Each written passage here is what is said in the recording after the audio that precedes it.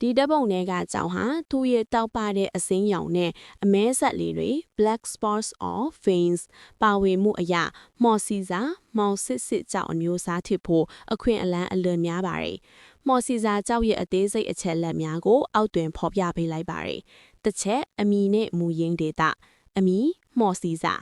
ထွက်ရှိရာဒေတာကဘာပေါ်တွင်မြန်မာနိုင်ငံကချင်ပြည်နယ်ဖားကန်ဒေတာရှိမော်စီစာရွာလီအနီးတွင်သာအဓိကထွက်ရှိသည့်အလွန်ရှားပါးသောကြောင့်အမျိုးအစားဖြစ်သည်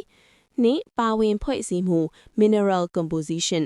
မော်စီစာသည်ဓာတုဗေဒအရာကြောင့်မြတ်တစ်ခုတည်းမဟုတ်ပဲတတုဓာတ်အောင်ဆောင်ပါဝင်သောကြောင့်အမျိုးအစားဖြစ်သည်၎င်းတွင်အဓိကအားဖြင့် cosmogloss ဓာတ်ကြောင့်ကြောက်ဤအစိမ်းရောင်သည့်အလွန်တောက်ပသည့်ဆိုပြီးနေခြင်းဖြစ်သည်ဂျိတ်တိုင်းကြောက်စိမ့်တဲ့အနေငယ်ပါဝင်သည်ခရိုမီယမ်အယ်ဘိုက်အဖြူရောင်သို့မဟုတ်အစိမ်းရောင်ဖလှရောင်အကွက်များဖြစ်စေသည်ခရိုမိုက်အမဲဆက်များသို့မဟုတ်အမဲရောင်အကြောများဖြစ်စေသည်၃ထူးခြားသောဝိသေသလက္ခဏာများအယောင်နီယုံအစိမ်းရောင်သို့မဟုတ်တစ်သောအစိမ်းရောင်ကဲ့သို့ရင်းမြစ်ဆိုပြေသောအစိမ်းရောင်ရှိသည်အမဲရောင်အဆက်အပြောင်များသို့မဟုတ်အကြောများပါဝင်တတ်ခြင်းမှာ၎င်း၏အမတ်အသားဖြစ်သည်မာစင်မော့စကေအည6က9ကြားရှိသည်ကြောက်စိမ့်တဲ့အနေငယ်ပြုတ်နိုင်တော်လေလက်ဝိယတနာပြုလုပ်ရန်ခိုင်ငံ့မှုလုံလောက်သည်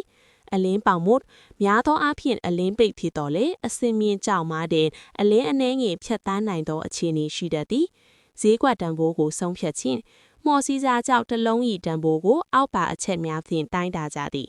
အစိမ်းရောင်အနုအကျဉ်အစိမ်းရောင်ပိုမိုတောက်ပပြီးဆိုပြေလေတန်ဖိုးကြီးလေဖြစ်သည်အမဲရောင်ပါဝင်မှုအမဲရောင်အဆက်အပြောင်များကကြောက်ဤအလားကိုမဖြစ်ပေဟန်ချက်ညီညီပါဝင်နေလျင်ပိုအဖိုးတန်သည်အရေးအသွေးအချန်နဲမြမီကြောက်သားတိတ်သီးပြီးအလင်းစိတ်မှုရှိလျင်ဈေးပိုရတတ်သည်ကြောက်စိမ့်ညစ်ကွာခြားချက်လူများကမော်စီစာကိုကြောက်စိမ့်နှင့်မှားတတ်တော်လေ၎င်းဒီကြောက်စိမ့်နှင့်မျိုးနယ်ဒူတုံတာဖြစ်သည်မော်စီစာတွင် cosmogloss ဓာတ်ကိုပိုမိုကျွဲဝါစွာပါဝင်သောကြောင့်ကြောက်စိမ့်ဓာတ်ပိုမိုကြောက်ပသောအစိမ်းရောင်ကိုရရှိခြင်းဖြစ်သည်